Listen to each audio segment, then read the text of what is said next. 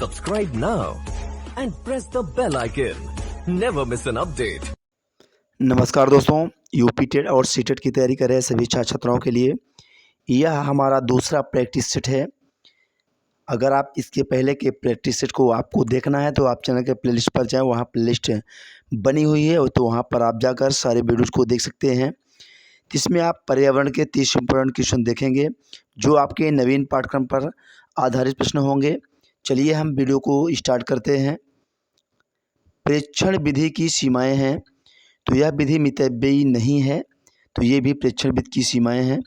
इस विधि में प्रेक्षण सूचना से न करने पर प्राप्त परिणाम अधिक वैध एवं विश्वसनीय नहीं होते, तो ये भी आपका सही जवाब होता है। ये भी प्रेक्षण विधि की सीमाएं हैं। इस विधि से व्यक्ति के आंतरिक व्यवहारों का अध्ययन संभव नहीं है, तो ये भी प्रेक्षण विधि की सीमा है। तो यहाँ आपका ऑप्शन नंबर 4 सही जवाब होता है इस प्रश्न का। देखिए मित्रों, प्रेक्षण विधि अत्यधिक खर्चीली होती है। इस विधि द्वारा यदि प्रेक्षण सूक्ष्मता से नहीं किया गया तो परिणाम विश्वसनीय तथा वैध नहीं होते तथा इससे व्यक्ति के आंतरिक व्यवहारों का अध्ययन नहीं किया जा सकता है। तो यहाँ आपका सही जवाब होता है उपरोक्त सभी। बढ़ेंगे अगले प्रश्न पर। इकोसिस्टम की सही परिभाषा क्या है? तो जीव समुदाय और उसके वातावरण का संतुलन तंत्र, ये भी आपका सही जवाब होता है।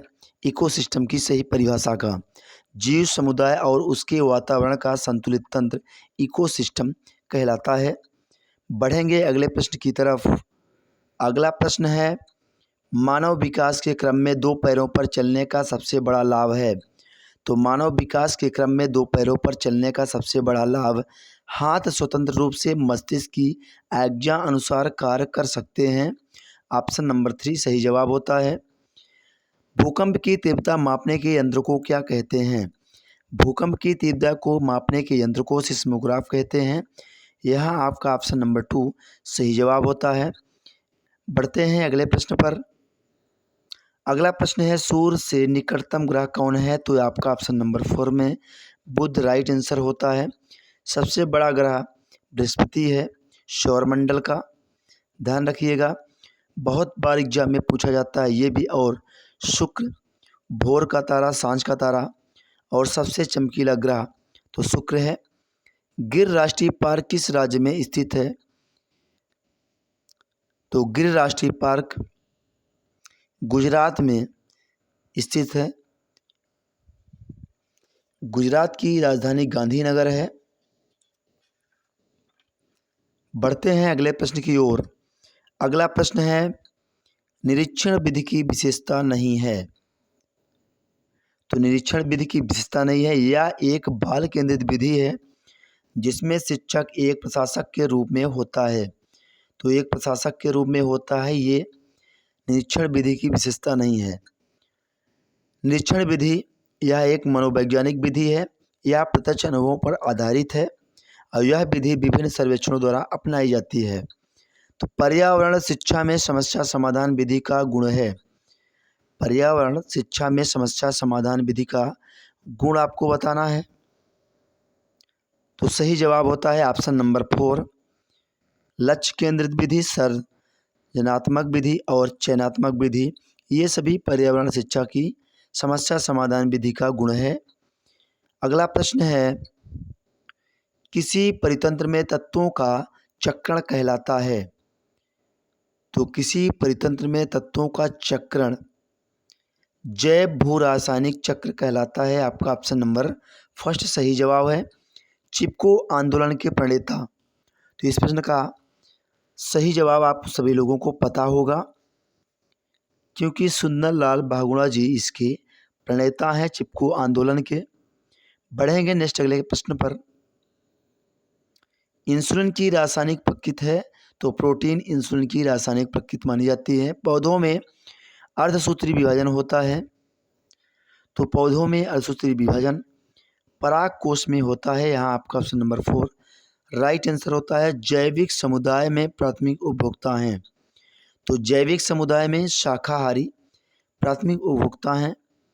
अगला प्रश्न, ज्वर नियंत्रण में आमतौर पर सबसे अधिक प्रयोग की जाने वाली औषधि है। तो पैरासीटामॉल ज्वर नियंत्रण यानी बुखार के नियंत्रण में सबसे अधिक प्रयोग की जाने वाली औषधि है। दही निर्माण हेतु कौन सूक्ष्मजीवी उत्तरदायी है? लैक्टोबैसिलस, ये सूक्ष्मजीवी निर्माण दही के निर्माण में उत्तरदायी है। मानव रुधिर वर्ग की खोज सर्वप्रथम किस वैज्ञानिक ने की? लैंड स्टीनर आपका सही जवाब होता है। प्याज, आलू, अदरक, ये तना के उदाहरण है, आपका ऑप्शन नंबर 2 राइट आंसर होता है। मूली, गाजर, शलजम, चुकंदर, ये आपके जड़ के उदाहरण हैं। एक कोष की सूक्ष्मजीव पैरामीशियम है, यहाँ आपका ऑप्शन नंबर 3 सही जवाब होता है। निम्न में कौन सा पादप उत्पाद साबुन का विस्थापन है? तो रीठा आपका सही जवाब होता है, ये साबुन का विस्थापन है। निम्नलिखित वाहनीहीन ईंधनों में किसका आजकल पर्यावरण स्नेही माना जाता है? तो वाहनी ईंधन में संपीड़ित प्राकृतिक गैस को आजकल पर्यावरण स्नेही माना जाता है, आपका ऑप्शन नंबर 4 राइट आंसर होता है। गैसीय अपशिष्ट है तो लकड़ी, कोयला से जलने वाला धुआं, ऑप्शन नंबर 4 सही जवाब होता है, गैसीय अपशिष्ट। निम्नलिखित में से कौन से पौधे दूर दूर प्रसारित होंगे? तो फल द्वारा प्रकीर्णित पौधे जो है दूर दूर तक प्रसारित होंगे, क्योंकि जब आप बाजार से फल लेंगे तो एक स्थान से दूसरे स्थान तक फल आपके जरिए पहुंचता है, तो दूर दूर प्रसारित होंगे आपके फल द्वारा प्रकीर्णित पौधे। जब एक जीव लाभ लेता है बगैर दूसरे सहवासी जीव को प्रभावित किए तो कहलाता है सहभोजी, आपका सही जवाब होगा ऑप्शन नंबर 2।